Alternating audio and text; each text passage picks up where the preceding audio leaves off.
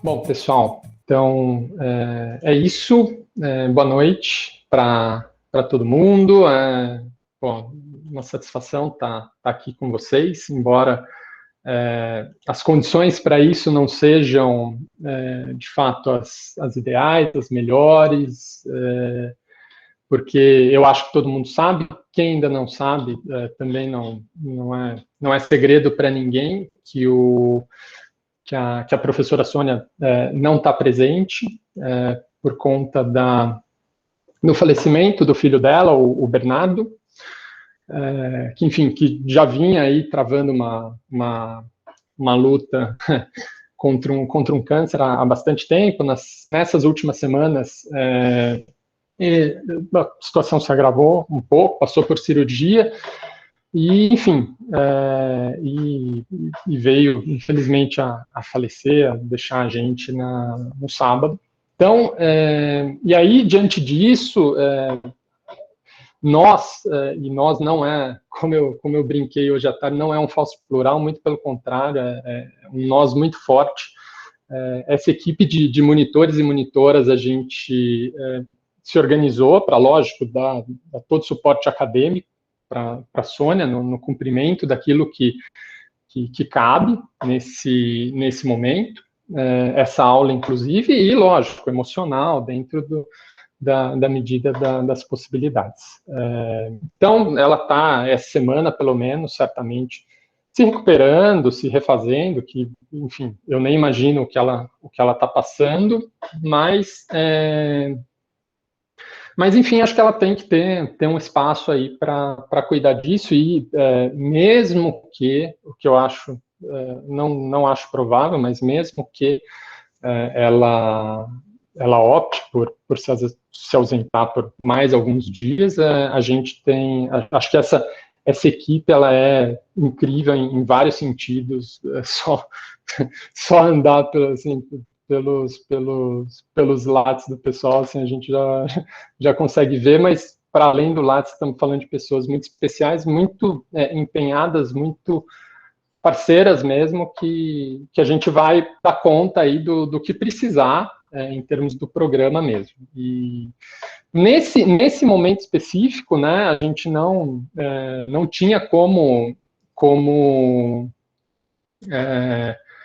assim, produzir uma aula a contento. Essa foi um pouco a nossa avaliação. A gente não achou que conseguisse dar conta da aula que estava programada da Sônia, então a gente optou por dar, eu não vou dizer um passo atrás, eu acho que é um passo do lado, porque quando a gente anda para o lado, a gente consegue olhar em perspectiva para algo que estava um pouco para trás e para algo que estava um pouco para frente, fora da linha, né? Então, e fazer essa conversa, e aí vou tocar essa conversa sobre essa ideia de política, cidadania, educação, que diz respeito um pouco a questões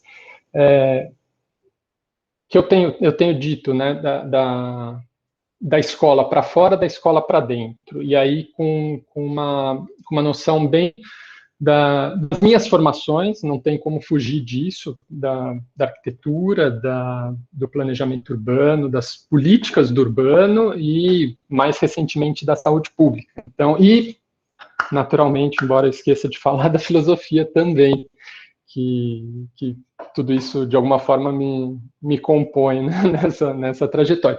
Então, é isso, pessoal. Essa fala é uma fala, não sei quem teve a oportunidade de, no semestre passado, fazer um mini curso que eu ofereci dentro do programa de estágio do NAI, porque ele era aberto a quem quisesse fazer, mas ele de alguma forma, ele sintetiza algumas questões que estavam lá no semestre passado, condensa, né? Então, pode ser que alguma passagem fique mais ou menos atravessada, e aí, se ficar, vocês me dizem.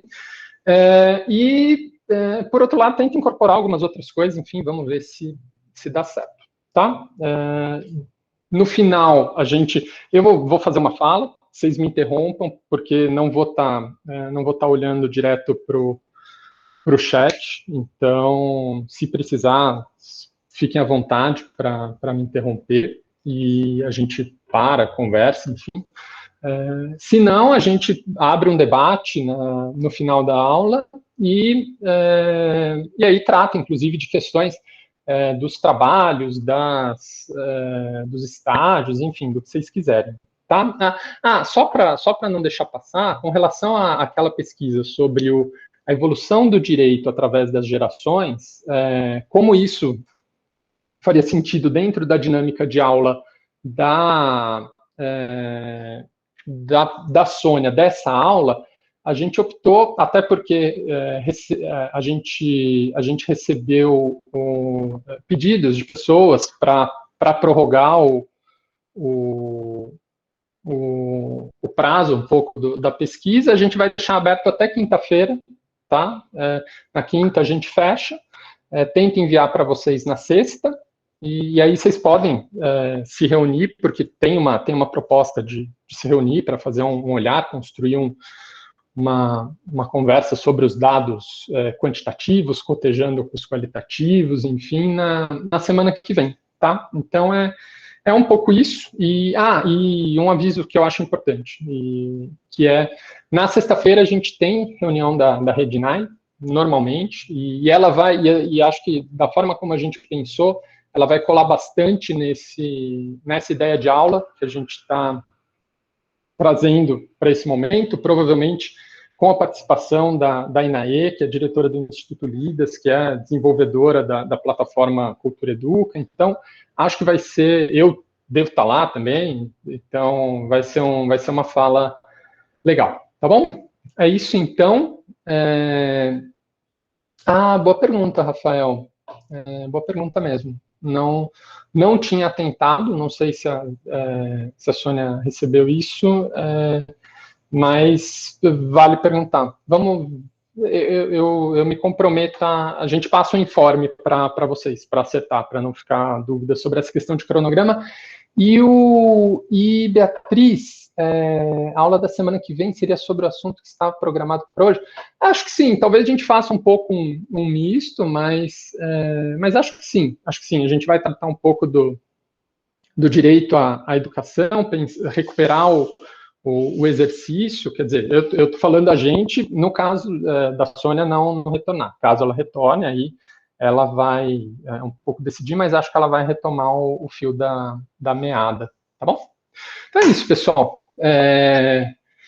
Então, eu queria começar essa aula fazendo duas homenagens. A primeira é justo esse slide de capa, que é uma foto do painel do Mauro Neri, que é o artista do Veracidade. Não sei quem andando pela cidade já viu textos Veracidade, umas casinhas amarelas, ou painéis dele, que é o Mauro Neri. Quem procurar no Instagram é @reveracidade, mas o projeto é o Veracidade, né? Ele representando na empena do Céu Três Lagos a professora Maria Villani, que é poeta, filósofa, escritora e ativista cultural lá do Grajaú. Ela é cearense também, mãe de 5 filhos, dos quais 3 viraram professores. E o Mauro Neri, quando ele publicou isso nas redes sociais, ele publicou um texto que eu achei fantástico, vou tomar a liberdade aqui de reproduzir, que esse mural é da semana passada, assim, então é super recente, e o texto dele é o seguinte: diante desse período especial da nossa sociedade, em que as prioridades se fizeram explícitas, achei importante produzir aprendizado e cultura em época de distanciamento físico para combater o distanciamento social. Por isso, escolhi representar algo que faz uma especial diferença na vida das pessoas que tem acesso ao direito à educação, a professora, a mestra, que inspira e cuida com amor. E aí, lógico, é o Mauro fazendo uma homenagem a Maria Villani, né, lá dentro do Grajaú, tem uma importância especial. Depois ele segue o texto refletindo sobre a sua experiência escolar também, mas acho que isso tem muito a ver com a figura da Sônia, né?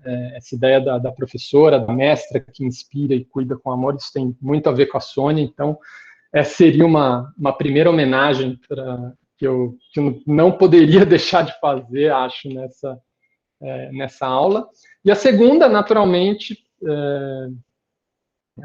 ao centenário do Paulo Freire, e aí acho que tem tudo a ver com o caráter que eu quero dar para essa aula, que o Paulo Freire tem uma frase que eu particularmente gosto muito, na qual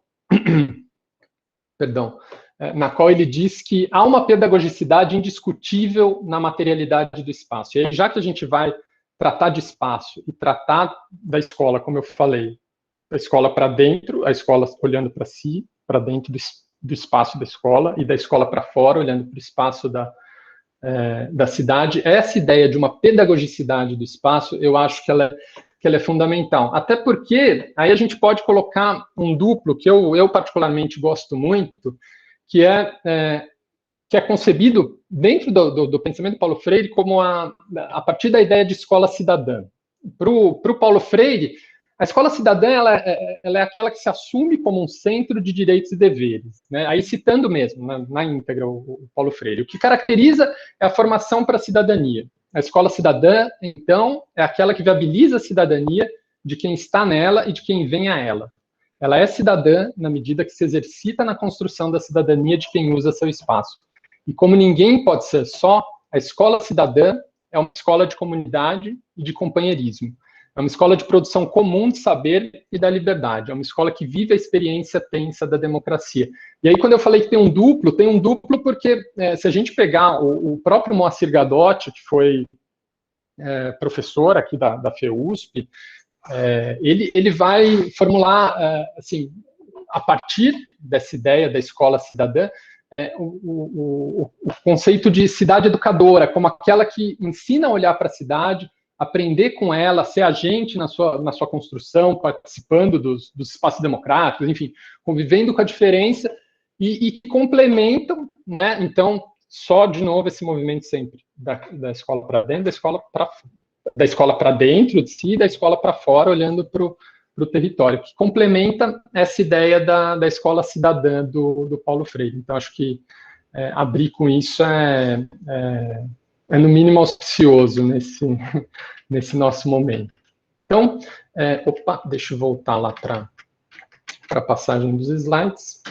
Então é isso, pessoal. Começar a falar, já que a gente vai falar de política, cidade e educação, começar a falar do duplo, né? Política e cidade, que que acho que para a ideia de cidade, a gente não pode dissociar, mesmo que a gente não entre em definições conceituais aqui, de um produto que ele ao mesmo tempo, histórico e social. Né? Não dá para deixar para lá a história da cidade. Eu vou entrar aqui por uma veia da conversa que se convencionou chamar essa matriz ocidental do pensamento, né? Pensando as cidades como esses agrupamentos humanos que nascem para compartilhar recursos, promover trocas, como um estágio do desenvolvimento das sociedades. E aí, nesse caso aqui, a gente tem a cidade de Paris como um exemplo da cidade medieval, né? Deixa eu até... Cadê aqueles recursos? Tá aqui. Aqui. Pronto, estava me embananando para achar esses recursos alterando a janela. Mas, enfim, aqui a cidade de Paris ela tem bem essa cara da cidade medieval, que surge às margens do rio, a água, que é esse elemento central no surgimento das cidades, porque ela é fonte necessária para a vida humana, seja para plantação, para criação de animais, enfim, para consumo mesmo. A gente tem a cidade, a gente tem a antiga muralha medieval para defesa, a gente tem os campos de cultivo aqui, e essas ruelas da cidade tradicional, muito diferente dessas quadrículas que a gente vê hoje, né, que são pensadas para passar o carro, enfim. Depois, essas cidades europeias, como um todo, quando acontece a Revolução Industrial, elas passam por mudanças que são extremamente importantes, porque nesse momento da Revolução Industrial, com a descoberta de uma nova matriz energética, se acelera demais a produção, e isso atrai e faz crescer enormemente uma população de trabalhadores nas cidades, com baixíssimas condições de habitação, saneamento, salubridade. E isso acontece porque, com a Revolução Industrial, se criou uma nova forma de trabalhar, na qual as pessoas tinham pouquíssimos direitos, eram super exploradas por uma burguesia industrial nascente, elas eram submetidas a jornadas super extensas de trabalho e eram obrigadas, inclusive, a morar muito próximo das fábricas, né, criando esses núcleos super adensados de moradia, com uma condição muito precária de higiene, sem água de qualidade para beber, ainda mais na Europa, nas cidades que têm uma origem muitas vezes medieval, com aquelas ruas estreitas que eu falei, então isso se agrava.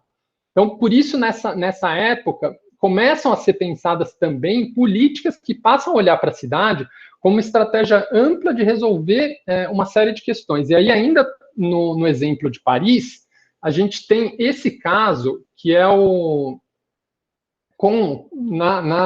enfim, uma espécie de prefeitura, né, uma gestão, em muitas aspas, municipal do Barão de Haussmann. Ele cria esse plano em que se traça de bulevares, né, esse plano de bulevares, que traça uma série de ruas e corta a cidade tradicional de Paris, né, e essas obras que eu tinha mostrado no slide anterior são um pouco essas obras de demolição, para abrir essas grandes avenidas aqui, que tinham naturalmente o objetivo de criar caminhos melhores para a circulação de mercadorias, melhorar as condições de habitação, né? Porque aí as casas elas têm uma distância e as condições de insolação, ventilação são melhoradas. Você tem a possibilidade de criar um embelezamento, né? Essa situação dos bulevares, né? Dos cafés que ficam na calçada, próximo das vias arborizadas, enfim.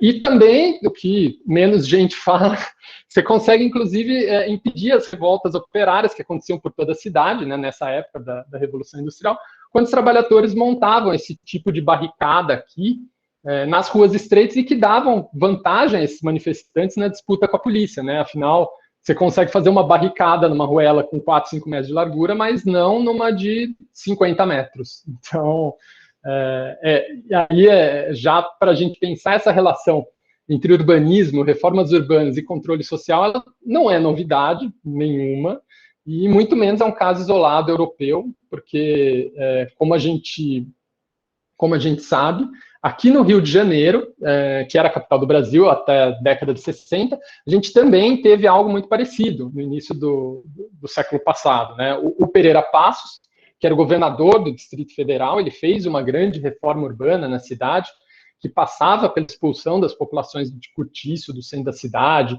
demolição de construções onde morava a população pobre, muitas vezes negra, como é noticiado nesse tipo de jornal, a abertura de grandes avenidas, como no caso de Paris, né? Essa aqui é a Rua da Carioca, em obras. Aqui a gente tem mais um exemplo de demolição de cortiço, né? E a construção desses grandes ícones burgueses da modernidade, né? Que visavam dar essa nova cara para a cidade, como por exemplo, a construção do Teatro Municipal ali na Praça Alagoas, na Cinelândia, né? Então, a gente tem isso, e isso gerou uma grande revolta na população, que se insurgiu nesse momento justamente contra esses ícones da modernidade, e aqui a gente vê um bonde que era um signo da modernidade nesses tempos, tombado na Praça da República do Rio de Janeiro, né? Durante essa revolta que vai ficar conhecida como a revolta da vacina. E aí, toda vez que eu passo esse slide, eu fico pensando, puta, que saudade daquilo que eu não vivi, né? Bons tempos que o governo gostava dessa história de vacinar a população, né? Então, mas por quê, né? Porque junto dessas medidas higienistas de remodelação urbana, estava toda uma ação de saúde pública que, sob o pretexto da obrigatoriedade da vacinação contra a varíola, ela promovia uma ação violenta de segregação espacial e social. Quando eu digo segregação, é porque, expulsas do centro da cidade, as pessoas passam a morar nas periferias, que no Rio de Janeiro não são nem tão distantes, como é o caso aqui de São Paulo, que a pobreza é jogada cada vez mais para longe do centro da cidade, mas são áreas de difícil ocupação, como os morros. né? E os morros, eles estão o tempo inteiro na paisagem carioca. E aí, inclusive, dos entulhos da demolição de um dos maiores cortiços do centro do Rio, o Cabeça de Porco, que são esse tipo de material aqui bem precário, que vocês veem nessa foto, que foram levados esses materiais para o Morro da Favela, para a construção dessa ocupação, que viria dar o nome do que a gente conhece hoje, que é favela, para esses bolsões de pobreza urbana, de grande densidade, baixa infraestrutura, né? Eu não vou estender mais por aqui, mas caso alguém tenha interesse, tem os diários íntimos do Lima Barreto, ou os livros de história mesmo, como a Revolta da Vacina, do Nicolau Sevchenko, a Cidade Febril, do Sidney Chalhoub, tá? Mas, enfim, para além desse caráter histórico, o que eu queria trazer para vocês, e eu agrupo aqui, de alguma forma, sob o guarda-chuva do conceito que o professor Eduardo Marques, da FEFELESH, usa, ele é da ciência política da FEFELESH, que é o de pensar as políticas do urbano. E aí, vou citar uma frase dele, porque eu acho ela muito boa para a gente pensar o que são essas políticas do urbano. Para o Eduardo Marques, eles são um conjunto de ações do Estado que agem prioritariamente sobre o tecido urbano, o espaço social da cidade e os seus territórios, mesmo que, por vezes, incidam principalmente sobre seus moradores. Também se incluem entre as políticas do urbano, no entanto, as ações do Estado que não constroem ambiente construído em si, mas que contribuem para as espacialidades da cidade ao influenciar a sociabilidade, em especial pela sua implementação. E no Brasil, as políticas do urbano, elas não têm uma literatura tão vasta sobre o eixo específico das políticas públicas, ou sobre a relação entre política e espaço, considerando as especificidades que o âmbito local guarda com o território, seus atores, mas tem 3 relações que conformam a especificidade dela, que eu acho importantíssimo trazer para vocês. O primeiro, que é o fato de que os processos sociais, eles contam com espacialidades intrínsecas e constitutivas, isso é bem importante. O segundo, que é o fato das ações dos diversos agentes políticos partirem de percepções do espaço socialmente construídas e implicarem relações de poder também geográficas, tá? E o terceiro, que tem um nome que o próprio Eduardo coloca, um nome que, enfim, é uma palavra que a gente não usa no nosso vocabulário comum, que é a propinquidade, que é o fato dos programas e políticas sempre partirem de configurações espaciais prévias e transformarem continuamente essas configurações, tá? E aí, para além disso, acho que é muito interessante a gente pensar, e aí tem uma fala da Gabriela Lota, que é professora da IACH, também acho importantíssimo trazer, que a territorialização e o planejamento espacializado das políticas públicas, e aí vejam que ela faz uma distinção entre o que é territorialização e o que é planejamento espacializado. A gente vai passar por isso, mas eu vou passar por isso um pouco mais lá para frente. Mas voltando na citação dela, a territorialização e o planejamento espacializado das políticas públicas permite privilegiar a percepção e compreensão das dinâmicas e relações que se dão no local e que demonstram a diversidade existente nesse local. O olhar para esse local, então, a territorialização das políticas e a participação de diversos atores no seu processo de construção parecem ser elementos centrais para a garantia desses novos padrões de cidadania. A forma de condução desse processo de diálogo de saberes e territorialização, no entanto, é algo ainda pouco sistematizado, e aí aquilo que eu vinha falando para vocês, que ainda é um campo em desenvolvimento aqui no Brasil. Mas a ideia de pensar as políticas públicas a partir do urbano, ela não é nova, tá? Esse é um caso muito emblemático na saúde pública, que é o dos estudos sobre as condições sanitárias da população trabalhadora, do Edwin Chadwick, que é feito durante a epidemia de cólera do século XIX na Inglaterra. tá? O que eles vão, assim, qual é o caso, assim, vocês vão me ouvir falar, qual é o caso, qual é a hipótese e qual foi a solução dada, enfim, e os problemas que isso carrega, tá? Esse daqui é um mapa da cidade de Leeds, tá? A gente vê aqui o rio, né? Como eu falei para vocês, as cidades, elas nascem, elas frequentemente têm rios que são muito importantes na sua origem. Aqui a gente tem, ao longo dos rios, as indústrias, né? A gente tem essas chaminézinhas aqui a gente tem, aqui, eu não sei se dá para ver muito bem, porque talvez dependendo do tamanho da tela fique pequeno, mas enfim, e aqui nessas áreas escuras, a gente tem as áreas de moradia operária. Não à toa, né, como eu falei para vocês, as áreas de moradia operária, elas ficam próximas das fábricas, que ficam próximas dos rios. Tá? E aqui, esses pontinhos pequenininhos, aqui muito pequenos, e se vocês não estiverem vendo, acreditem em mim, eles estão ali. Até tem uns aqui que talvez fique um pouco mais fácil de ver. São os casos em que são casos de cólera, que são pintados no mapa para que isso desse uma leitura da epidemia. E aí, o que eles observaram? Eles observaram que os casos de cólera, embora a gente tenha esse foco de contaminação aqui, que é algo relativamente pontual, perto de tudo isso que está aqui, porque esses casos eles estão concentrados fundamentalmente nas regiões de ocupação de trabalhadores, mas está muito na franja. Qual era a hipótese? A hipótese era que o cólera se transmitia por miasmas, que é algo como se fosse um mau cheiro. O mau cheiro que circula por ali, ele é responsável pela contaminação das pessoas. Então, e aí, o mau cheiro era causado por dejetos, por esgotamento sanitário que não tinha destinação correta. Qual foi a solução desenhada? Fazer o esgotamento sanitário desses bairros operários para o rio. Então, se a gente se livrasse do mau cheiro, a gente naturalmente acabaria com a contaminação de cólera. Hipótese errada, logicamente, porque a gente sabe, a gente estuda, enfim, se não sabe, não lembra, não tem problema nenhum, mas o cólera, ele se transmite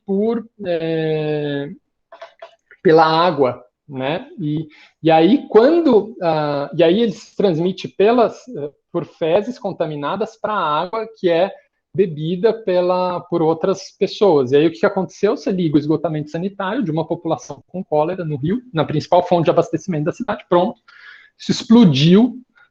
Não à toa a gente tem charges nos jornais como essas daqui, né, da morte bombeando água nas bicas que pegavam essa água. Então, assim, você traz como uma hipótese diagnóstica errada, ela pode levar a uma solução absolutamente catastrófica, né? E no caso, a história é interessante, mas ela tem uma importância primeira, que é de mostrar a compreensão urbana, já que esse trabalho ele é pioneiro no uso de mapas, e porque esse estudo que é feito, né, esses estudos sobre as condições sanitárias da população trabalhadora, do Edwin Chadwick, vai lançar as bases para a constituição da saúde pública, tendo o Estado centrado no amparo da saúde e do bem-estar da população, e isso é fundamental, vai ter um grande impacto na concepção moderna do papel do governo, e vai desaguar numa lei de saúde pública em 48, que foi a primeira instância do governo britânico assumindo a responsabilidade pela saúde dos seus cidadãos. Em segundo lugar, porque isso mostra, como eu já falei para vocês, como concepções equivocadas das causas produzem soluções equivocadas do ponto de vista da epistemologia, e ainda, eu não toquei nisso, mas eu acho que é sempre legal falar, porque, já que a gente está falando de epistemologia, das relações de poder e saber que estão constituídas, que em grande medida emerge nesse contexto também relações de poder junto com certos discursos científicos do sistema médico, informação, com forte representação pelo The Lancet, que validavam cientificamente a hipótese miasmática, né? Então, é um caso, assim, bem conhecido na saúde pública, mas que versa sempre sobre esses três aspectos. Mas aí eu vou fazer um salto, porque acho importante a gente se reportar, lógico, a gente vai trazendo, a gente vai se aproximando dos nossos objetos do contemporâneo hoje, para a gente se reportar ao final da década de 60 e a década de 70, que é quando ocorre a virada espacial, né? Virada espacial é um termo que é usado pela Ana Fanny Carlos, que é professora da geografia. Alguns autores vão falar em virada cartográfica ao invés de espacial, enfim, mas vou usar o termo da Ana Fanny Carlos, porque, inclusive, vocês vão me ver usando uma série de autores brasileiros, e isso não é desconhecimento da literatura internacional, é realmente um trabalho que eu tenho feito, eu comigo mesmo, né, de tentar trazer isso mais para a nossa produção, para as nossas compreensões, uma tentativa até de descolonizar as próprias bibliografias que a gente usa. E, enfim, tem sido um movimento bem bacana para mim. E, enfim, então vocês vão me ver usando bastante gente daqui nessa fala aí, enfim, enquanto conseguir. Tá? Então, década de 60, década de 70, a gente vai ter essa virada especial, que é quando passa a haver um interesse ampliado sobre o espaço, o mapeamento e o lugar na teoria social. Se a gente quiser, só para fazer esse parênteses que eu abri, trabalhar com autores como David Harvey, Frederick Jameson, Soja, que são autores de linhagem marxiana, eles são bibliografias centrais na origem, né, da discussão, ou mesmo o Henri Lefebvre, que é a sua concepção de produção do espaço, a passagem que ele faz da temporalidade, da historicidade para a espacialidade, é algo bem importante na obra do Lefebvre, mas não vou entrar nisso agora. A grande questão é que se vê o espaço, se passa a ver o espaço nessa teoria crítica, né, que marca a virada espacial, não como um a priori sobre o qual se assentam as ações humanas, mas sim como a possibilidade de alterações e reconfigurações, porque ele é também produto das relações sociais, né? E essa virada, de alguma forma, ela corresponde a essa concepção de que o espaço é fruto também das relações sociais e da própria economia. Então, o espaço não só produz, mas ele é produzido por ele é produto e produtor dessas relações da economia, e aí o que leva a gente a pensar que a produção urbana e as desigualdades espaciais, elas reproduzem essa lógica capitalista de produção do espaço, e em que enfim, então a gente não pode, e ele se torna, portanto, um local privilegiado para analisar a própria lógica capitalista. Por isso, essa teoria crítica ela se debruça sobre a produção do espaço em si. Tá? Por isso que eu falei, leitores, teóricos leitores de Marx, enfim. Tá? E correlato a isso, a gente tem um movimento ampliado, né, da corrida espacial, quando a própria noção de espaço, espaço aí não espaço, o conceito de espaço, mas espaço, sei lá, espaço sideral, né, passa a circular de uma forma diferente, e a própria disputa geopolítica se estende para fora do próprio planeta, né, e a gente tem a possibilidade de olhar de uma perspectiva que ela antes nunca tinha sido vista, que é essa do observador externo. Essa foto que eu estou passando aqui para vocês, que é a Blue Marble, ela é de 72. E é a primeira vez, a gente já tinha representações do mundo, e eu não vou entrar na questão das representações aqui, do que é a cartografia, das relações de poder, que ela que ela carrega, mas uma foto mesmo do planeta a gente nunca tinha conseguido tirar. Esse movimento está acontecendo também nessa virada, né, década de 60, década de 70, em que a gente começa a se dotar, né, desses super sentidos em escala digital, né, que amplia enormemente a nossa capacidade de visão, e a gente tem um desenvolvimento científico que ele é muito visocêntrico, né, ele sempre privilegia o visual, né, então a gente tem telescópio, microscópio, que, lógico, não são invenções da década de 60 e 70, mas a escala que permite a gente olhar é muito ampliada nesse momento. Tem até não é um documentário, mas se chama The Power of Ten. Depois eu vou passar o link aqui no chat, vocês vão ver, eu sou fascinado por ele, que ele vai ampliando e reduzindo. Ele também é dessa época, em escala de 10 vezes. Enfim, então a gente também entra nesse momento que é um momento de expansão da ciência com essa supercipiência, nessa supervisualização. E aí, para trazer para a nossa discussão, para de novo ancorar, agora dei panorama da virada espacial, que eu acho muito importante para a gente contextualizar em que momento essa teoria surge, e aí já dá para a gente entrar no conceito de território, especificamente. Vocês me viram falando bastante espacial, por que espaço e não território? Bom, a gente vai entrar nisso agora, já que território é o conceito que a gente mais usa aqui no NAI. Eu vou optar, tem vários autores que trabalham a ideia de território, eu vou optar por trabalhar o Milton Santos, como já falei, opção minha mesmo, autor brasileiro, negro, e acho fundamental a gente olhar para isso. Para o Milton Santos, o conceito central da obra dele é o conceito de espaço, particularmente A Natureza do Espaço, livro de 96, fabuloso.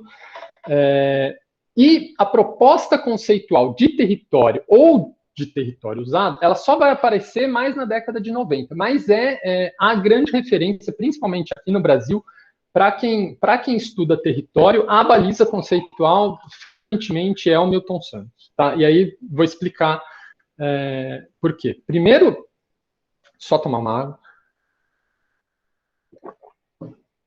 Vai chegando a noite, a gente vai começando até a perder a voz. Mas, enfim, ele que é um autor também de influência marxiana, mas por que a ideia de território tem essa importância? Porque ela vem associado à ideia de uso. Então, a ideia de território, como o Milton Santos trabalha, ela incorpora essa noção de uso, usado, utilizado, que é tributária de uma noção de rugosidades do espaço, enfim, que eu não vou entrar agora. E o que ele diz é que, como dado social, o uso é que atribui significado às formas sociais e históricas. Então, de novo, o uso atribui significado às formas sociais e históricas. Podendo o quê? Podendo, inclusive, alterar essas formas sociais e históricas e dar novos conteúdos para essas formas, né? Nessa oposição forma-conteúdo. Então, esse retorno ao território, que é como é chamado na teoria do Milton Santos, né, que já está em 90, já mais o fim da produção, da vida do Milton Santos, né, então ele volta à ideia de território, depois de trabalhar tão largamente o conceito de espaço. Esse retorno ao território ele aparece como uma ponte estrategicamente posicionada entre a teoria crítica do espaço e a ação política. Essa é a grande chave para a gente começar a ler, assim, de explicação de por que Milton Santos, por que território. E aí o território utilizado, ele aparece na obra do Milton Santos associado a uma noção de espaço banal, que vem do Perrou, que é um francês, como contraponto à noção de redes. E aí, se a gente pensar a década de 90, era um momento em que a teoria das redes, da globalização, ela era amplamente difundida, principalmente num contexto de discurso já neoliberal, de transnacionalização do território, em que, enfim, não haveria mais fronteiras, emergência da internet, e que advogava por um fim do território no sentido político do termo. E quando a gente sabe que isso é uma mentira, e está aí a fronteira do México com os Estados Unidos para provar para a gente até hoje o quanto essas fronteiras são cada vez mais marcadas, né? Então, o território, ele considera que o uso social e histórico que envolve, ele revela uma realidade local, territorial e política do presente. E aí há essa noção de redes, né, de um mundo verticalizado, de um acontecer hierárquico, ele opõe a noção de espaço banal, de um mundo que é compartilhado mediante regras que são formuladas localmente, né, horizontal, né, em oposição a esse mundo verticalizado, em relação aos usos complementar, homólogo, como esse local da vida cotidiana. E aí, para citar, o espaço de todos e, portanto, irredutível, porque ele reúne internamente todos os seus elementos. Então, ele é sinônimo de espaço geográfico e carrega uma dialética que o Milton Santos chama no e do território. Porque, de um lado, você tem o território usado e o território reticular do outro. E o que dá existência e, ao mesmo tempo, integra ou fragmenta, né, essa relação é a dialética socioespacial, que é local e global ao mesmo tempo, da técnica e da política. Então, tem aí dois movimentos. O primeiro, que é o movimento do todo e os seus impactos seletivos no território, e o segundo, que é a dinâmica do território mesmo e a sua relação com o todo. E aí, a definição de território usado que ele formula, e que eu acho que é muito rica, ele vai dizer que o território usado constitui-se como um todo complexo, onde se tece uma trama de relações complementares e conflitantes. Daí o vigor do conceito, convidando a pensar processualmente as relações estabelecidas entre o lugar, a formação socioespacial e o mundo. E aí, o território usado, ele é entendido, então, como esse espaço de todas as dimensões do acontecer, de todas as determinações da totalidade social, porque ele se torna, de fato, um campo privilegiado para análise, como eu já tinha até adiantado para vocês, que, de um lado, revela a estrutura global da sociedade, e, do outro, a própria complexidade do seu uso. Ou seja, assim, para a gente resumir, o território usado, ele não resulta da totalidade, ele é a própria totalidade em movimento. Então, isso não é simples, mas é importante, e eu tenho até esse diagrama aqui, que a primeira vez que eu apresentei esse diagrama, tinha uma colega que é geógrafa, e ela falou que se ela tivesse visto esse diagrama antes, ela teria economizado 2 anos de graduação e uns 5 de terapia. Mas, basicamente, assim, a ideia de território usado que deriva da noção de território somado ao uso, né, que deriva, que, por sua vez, eu não abordei aqui, mas vem do conceito de rugosidade do espaço, ele se opõe ao território usado, né, que aí a gente tem uma lógica local aqui e uma lógica global aqui embaixo. Nessa lógica local, a gente tem o território usado com essa concentralidade, o espaço banal em oposição à ideia de redes, ligado aos conceitos fundamentais do Milton Santos, de espaço geográfico, e isso vai produzir para a gente uma dialética, essa dialética, né, entre território usado e território reticular, uma dialética no e do território que vai permitir o que o Milton Santos chama de uma globalização dos de baixo, que não é a globalização tal qual ela era formulada na teoria hegemônica. Vocês estão escutando um barulhinho aí de fundo? É uma das minhas gatas que está espirrando aqui. Acho que ela deve ter engasgado com alguma coisa. Mas, enfim, vamos lá.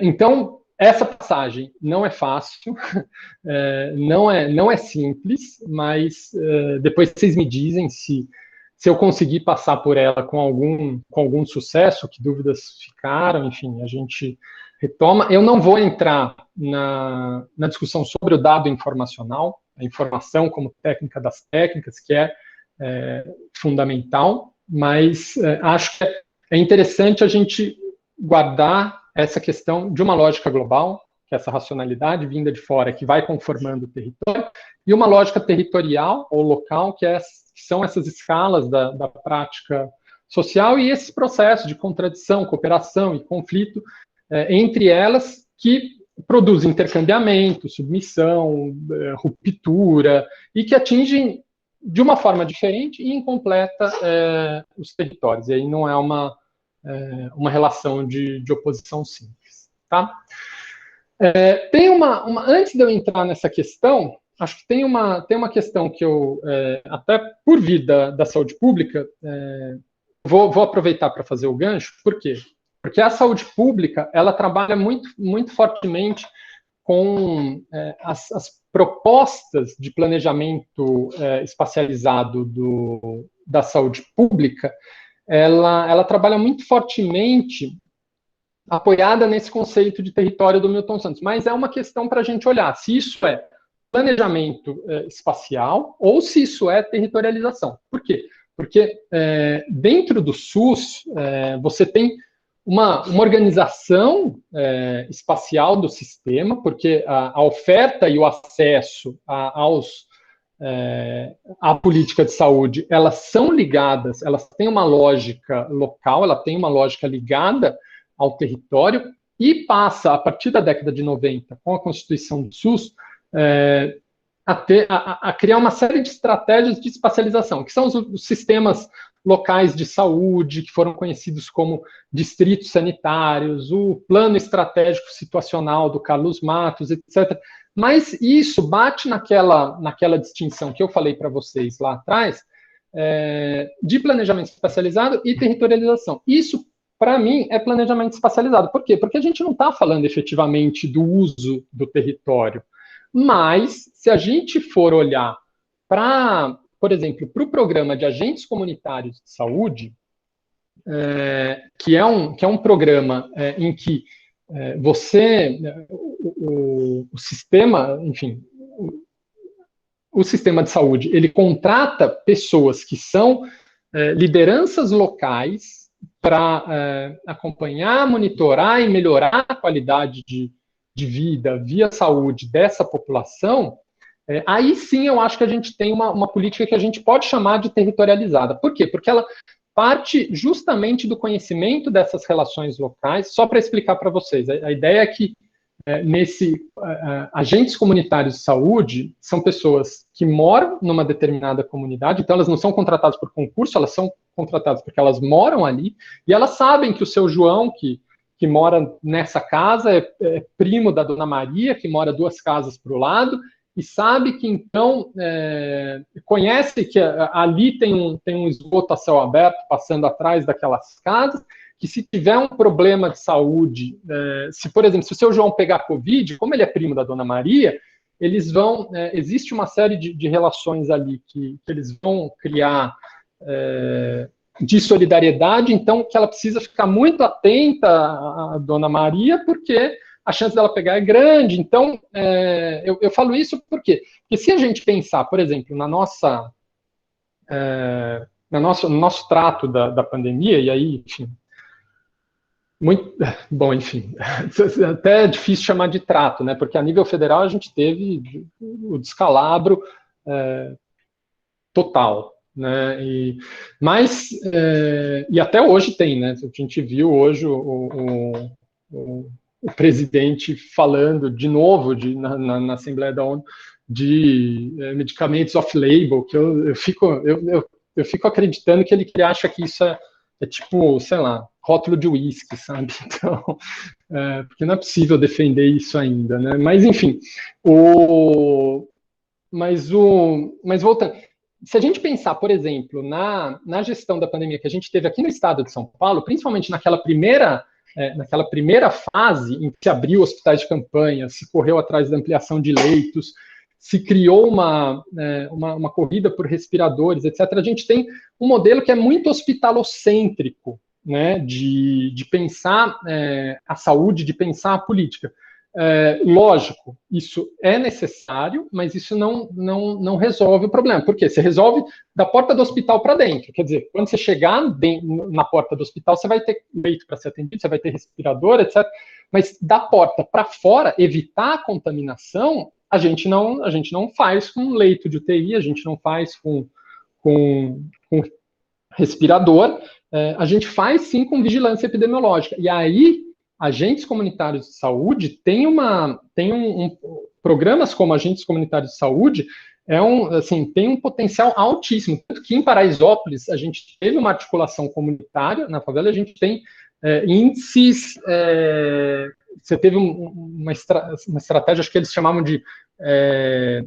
Não era prefeito da rua, mas enfim, era alguma coisa assim, prefeito da rua, que eram pessoas que cuidavam ali, então tinha uma organização comunitária que fez com que, mesmo diante das condições de precariedade, de vulnerabilidade da população de Paraisópolis, isso tivesse um resultado muito bom dentro, comparativamente, a outras localidades. Então, acho que isso é importante a gente pensar por aí, tá?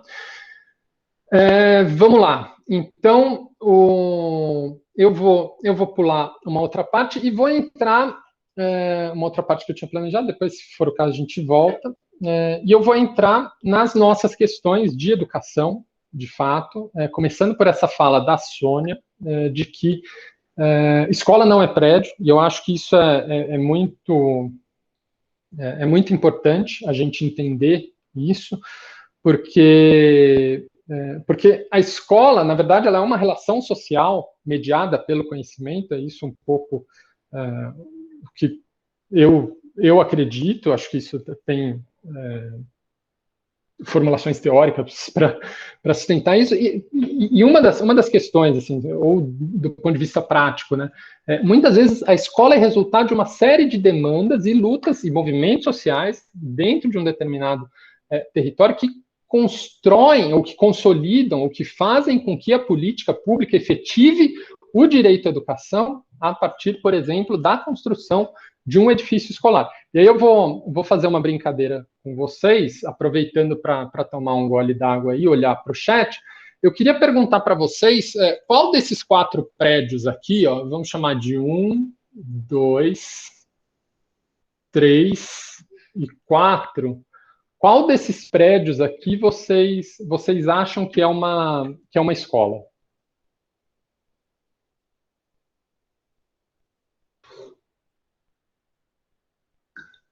Podem colocar no chat, viu, pessoal? Não precisa abrir para falar, enfim. São os prédios centralizados na imagem? São os prédios centralizados, eles são esses. Deixa eu voltar lá. São esses prédios aqui. O meu marcador aparece para vocês? Sim. Ah, legal. Então é esse prédio aqui, esse prédio aqui, esse prédio aqui e esse prédio aqui. Vamos chamar de 1, 2, 3. Eu devia ter numerado, né? 4. Qual vocês acham que são escolas? Deixa eu olhar para o chat, deixar vocês responderem e vou tomar uma água.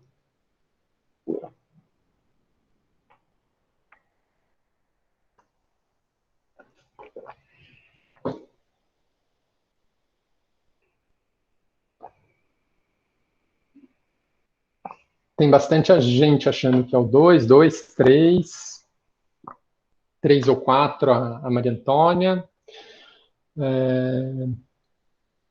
Enfim, na verdade, o Rafa Schwarz, ele já matou, de fato, seria o 4, né, que é o prédio que ele diz em forma de E, que é o Caetano de Campos mesmo.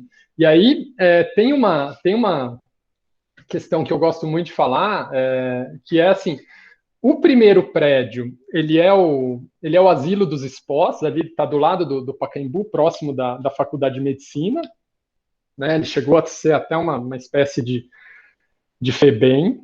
O número 2, esse do canto de cima, ele é a penitenciária do Carandiru. Exato, a Rita matou, que é uma prisão. Mas a gente tem, Rita, isso é uma coisa curiosa, e eu vou falar um pouco disso. Sempre, em todos esses casos, a gente tem uma configuração, todos esses prédios, eles são mais ou menos de 1890 a 1920, tá? Eles são... todos eles têm essa configuração um pouco de pátio. Esse pátio que, a partir, quer dizer, do pátio você olha do prédio para dentro, né? Então, a gente tem tanto, seja nesse asilo, seja seja na penitenciária do Carandiru, seja no Mosteiro da Luz, que está ali perto da Tiradentes, né? Ali do lado, aqui. Cadê meu cursor? Aqui já é o Parque da Luz, né? Ou o Caetano de Campos, a gente tem essa estrutura de pátios que o edifício circunda. E aí, Rita, você antecipou minha fala, porque, de fato, a gente tem, com o Foucault do Vigiar e Punir, né, uma das grandes marcas, segundo o Foucault, né, da nossa sociedade, é essa ideia de disciplina, que ele opera como um plano de coordenadas no qual se movem os corpos. Não é à toa que o Foucault formula uma metáfora espacial, né, que é essa do panóptico. Então, a disciplina, para ele, age a todo momento sobre a gente, ela é uma forma de controle, porque ela garante a nossa obediência a essas regras, a esses cálculos, a essas hierarquias pré-estabelecidas, a fim justamente de evitar as rupturas no funcionamento da sociedade tal como ela é. E aí, até para citar o Foucault mesmo, no texto dele, ele diz, né, as disciplinas organizando as celas, os lugares e as fileiras criam espaços complexos, ao mesmo tempo arquiteturais, funcionais e hierárquicos. São espaços que realizam a fixação e permitem a circulação. Recortam segmentos individuais e estabelecem ligações operatórias, marcam lugares e indicam valores. Aí ele segue o texto, mas a metáfora do panóptico que ele formula é desse ponto que vigia tudo, inclusive que consegue controlar pelo movimento das sombras nas celas. Esse aqui é um presídio em Cuba, abandonado, mas que olha, inclusive, desse ponto central, que você não vê o vigia, mas o vigia vê todo mundo, né? Você nunca sabe se tem alguém lá, mas ele vê todos os corpos se movendo, né? Então, isso é um pouco essa estrutura. E aí, se a gente for olhar para o Caetano de Campos, e aí tem tudo a ver com essa concepção, e aí, agora, só para fazer uma explicação sobre o percurso que a gente está fazendo até agora. Eu trabalhei fundamentalmente da escola para fora, agora a gente vai olhar um pouco da escola para dentro, as relações do espaço, da escola, enfim. Esse prédio, ele não é um prédio que ele não é nem pensado para ser um prédio que se reproduz com facilidade. A gente tem uma série de detalhes construtivos, uma imponência, essa coisa, né, da escadaria que eleva o prédio, deixa ele até mais alto, né, essas janelas, esse estilo, ele é um prédio que ele é feito para ser um ícone, né, essas escolas, como a Sônia lembrou, né, se a gente, ela citou, ela fez um pouco esse percurso, né, dessas escolas ícones, né, que, de fato, elas têm essa imponência. Isso aqui, facilmente, quem não conhece poderia dizer, isso aqui é uma prefeitura, isso aqui é enfim, qualquer outra coisa. E, de fato, se a gente olhar tanto para a característica externa do prédio como para a interna, isso tudo está corroborado. Essa daqui é uma aula de música, né, dentro do Caetano de Campos. A gente tem o professor, né, como essa figura com grau, primeiro que é um homem, né, assim, essa figura sisuda, de terno, etc. As crianças todas perfiladas, olhando para suas planilhas, as crianças frequentemente de uma imensa maioria branca, né, que são as classes que conseguem ser atendidas por essa escola, que não era uma escola para atender, não era pensada para atender a população como um todo. Inclusive, as próprias janelas, elas são mais altas para que as crianças não olhem para fora, não despecem, etc. Então, tem toda uma concepção da noção e da relação de poder que a escola constrói nessa época, que está colocada nessa configuração, inclusive espacial. Então, e aí a gente tem, a partir mais ou menos da década de 20, essa imagem está pequena e com uma resolução horrível, mas eu não consigo achar uma melhor. A gente tem, a partir da década de 20, né, do movimento de escola nova, que a gente tem Sampaio Dória no Ceará, Lourenço Filho, o Fernando Azevedo na Bahia, o Anísio Teixeira, em Minas Gerais, o Francisco Campos, né? Esse movimento de escola nova, eles vão formular uma reforma que é chamada, né, dos renovadores da educação, e que parte dessa denúncia pública da situação calamitosa do ensino no país, né, e por isso eles fundaram em 1924 a Associação Brasileira de Educação, que a partir de 27 realiza as conferências nacionais, enfim, e vão pautar uma modernização do sistema escolar, né, e fundamentalmente uma importância da arquitetura nessa nova concepção pedagógica. Então a gente vai sair dessa figura do professor no tablado, com os alunos enfileirados, as janelas altas, né, aqui em planta, as cadeiras todas perfiladas, o professor falando para a sala, para uma configuração em que a gente tem mesas totalmente dispostas ao longo dessa sala, em janelas, com janelas do piso ao teto, que se comunicam com o jardim externo. Para quem vai estagiar na Amorim Lima, isso é muito evidente, tá? Embora o Amorim Lima seja uma construção não desse período, posterior, mas, enfim, está super colocado. E aí, o Anísio Teixeira, com base nessa nova pedagogia, ele vai se aliar a certas propostas que são modernas, inclusive do ponto de vista arquitetônico, né? E aí estamos falando de mais ou menos década de 20, 30, e é importante a gente situar dentro daquela linha do tempo que a Sônia traçou para vocês nas primeiras aulas, acho que na segunda aula, que é a partir de 34 que começa a se investir em educação, da Constituição de 34, que pauta uma vinculação dos recursos, né, com uma destinação específica dos impostos, que a gente pauta, de fato, o investimento em educação enquanto política massificada. Em 34 também que se institui o Ministério da Educação e Saúde. Em 37 tem uma outra Constituição que acaba com essa vinculação de recursos, e se coloca, sem o texto constitucional, uma disputa pelos recursos públicos. Em 46 volta outra Constituição, né, retoma a política de vinculação expressa constitucionalmente. Isso dura até 64, com o golpe militar e o regime autoritário, que vai construir um novo arranjo, e em 67 vai tirar isso do texto, da Constituição. Isso vai durar até 83, com a emenda Calmon, que vige até hoje, com outros formatos, né, Fundef, depois Fundeb, enfim. Não vou entrar nesse tema agora. Mas o que se colocava nesse momento é que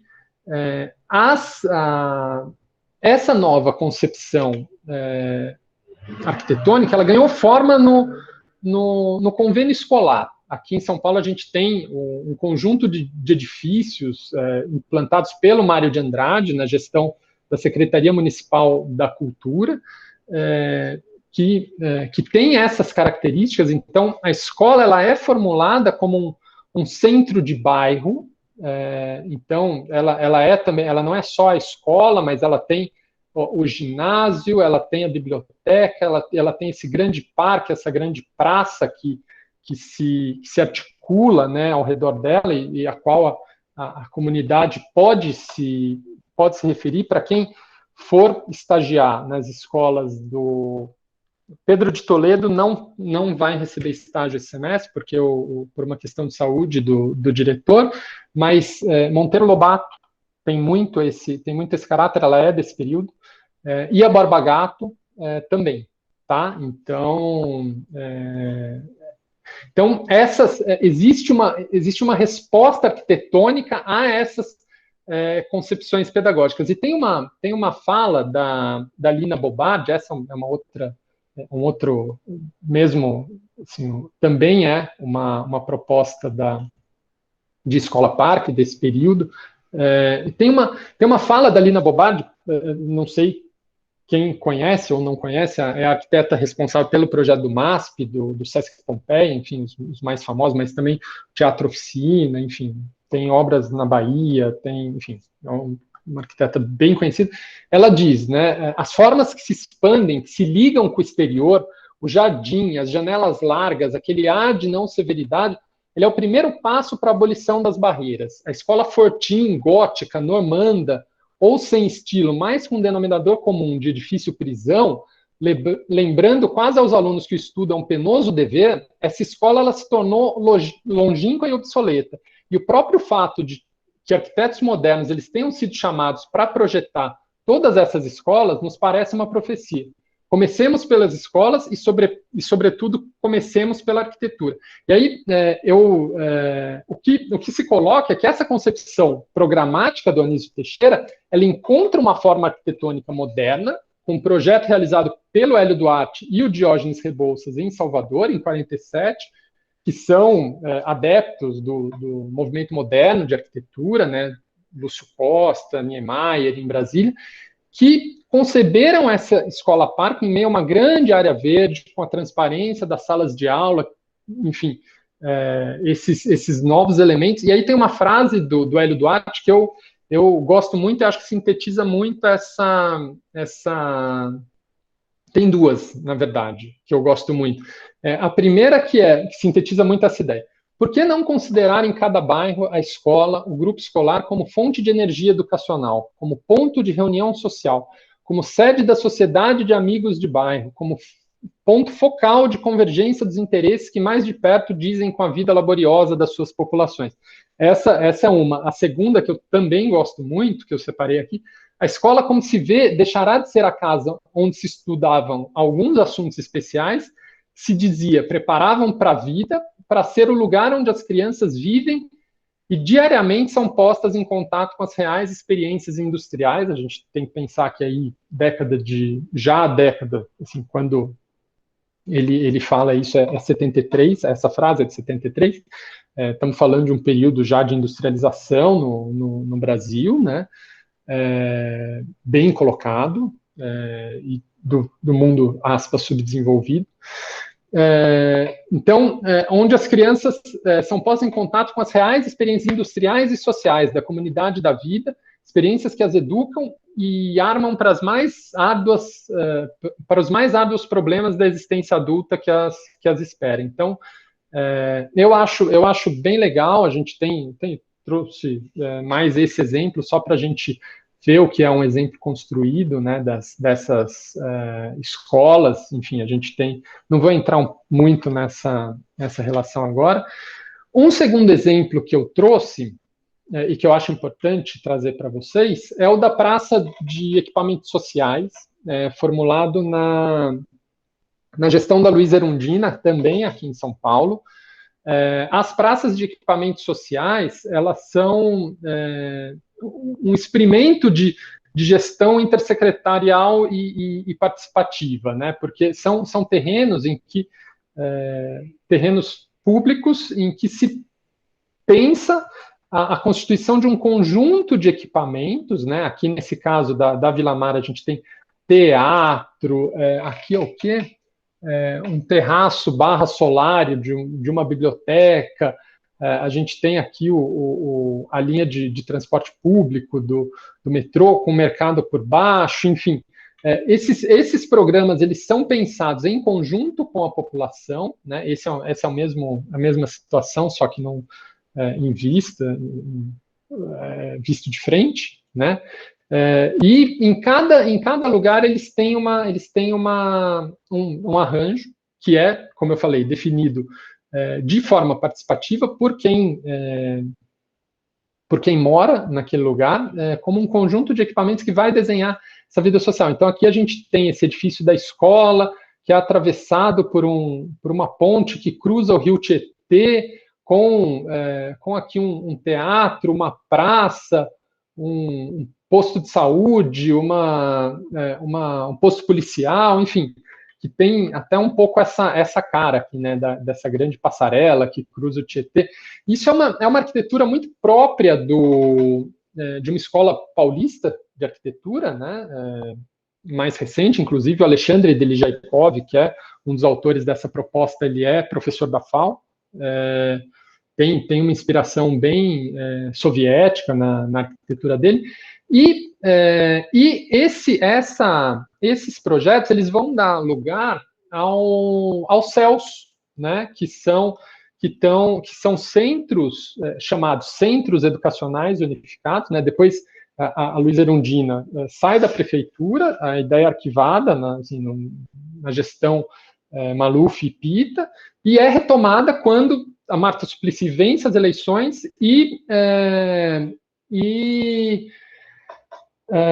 retoma esse projeto, mas aí com uma proposta de execução deles em larga escala. Os terrenos já estavam todos mapeados e aí eles são concebidos como os primeiros CELS, aqueles primeiros CELS lá de trás, né?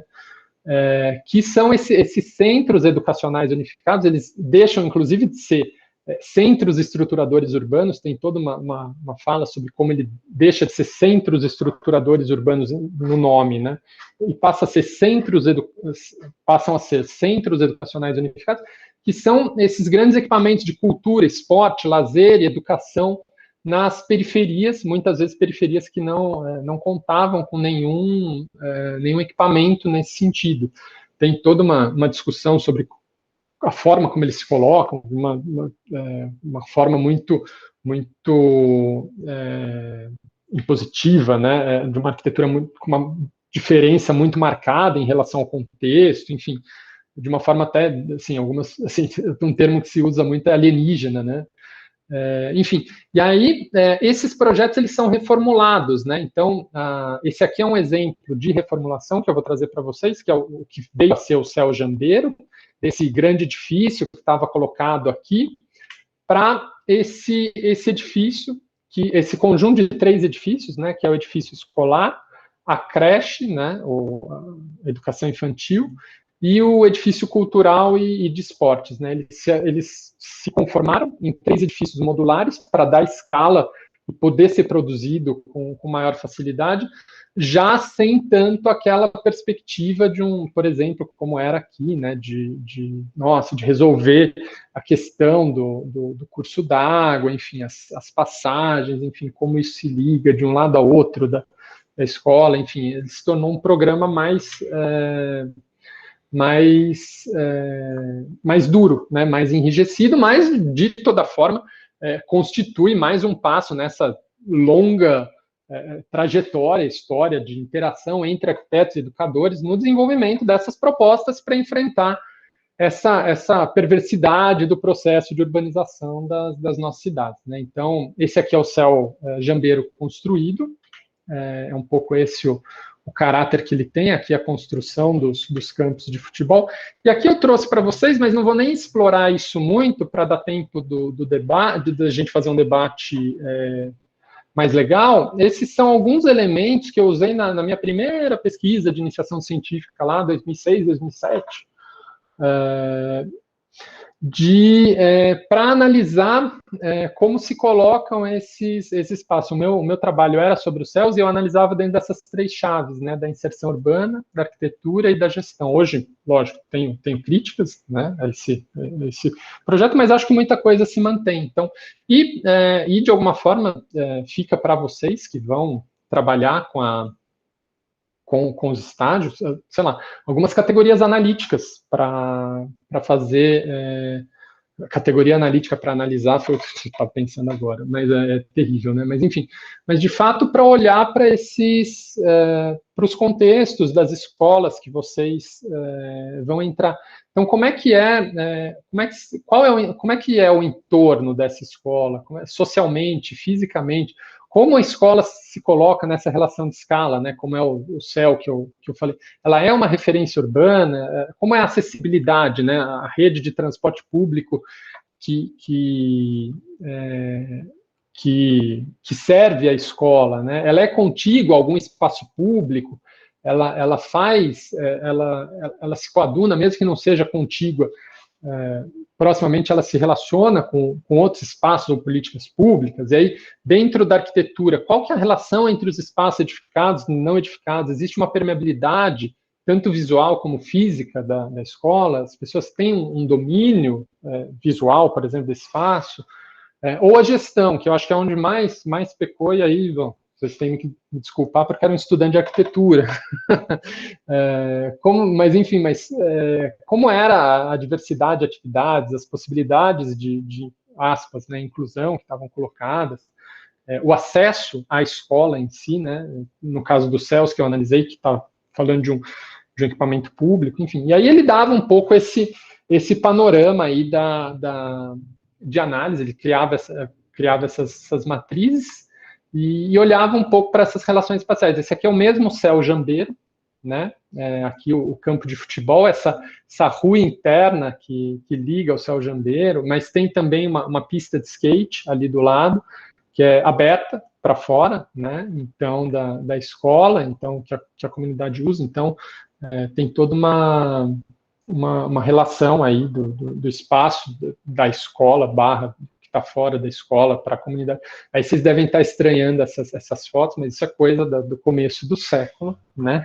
De gente que tirava fotos e depois juntava elas no Photoshop, coisa que antes do celular fazer isso muito melhor do que eu. Enfim, e aí a gente volta, né, para essa foto, para aquela foto da Maria Villani, né, que é a empena de um céu, aqui já o céu Três Lagos, né, da sua relação, né, com esse entorno todo. Enfim, o céu Três Lagos tem uma questão ambiental forte aqui, né, os Três Lagos estão aqui, nessa área verde, enfim, que dá nome para o céu, mas enfim, é um pouco isso que eu tinha para apresentar para vocês, e aí, enfim, vou parar aqui a apresentação e abrir para vocês, para a gente bater um papo, enfim, e aí vocês me dizem o que vocês acharam, se isso faz sentido, se isso mobilizou alguma coisa das experiências escolares de vocês, ou se vocês já conseguiram olhar para as escolas em que vocês vão estagiar, se essas questões se colocam, se não se colocam, enfim. Mas acho que é um pouco isso, pessoal, parar de falar e já falei demais, queria até ter falado menos, mas enfim, passar a bola para vocês.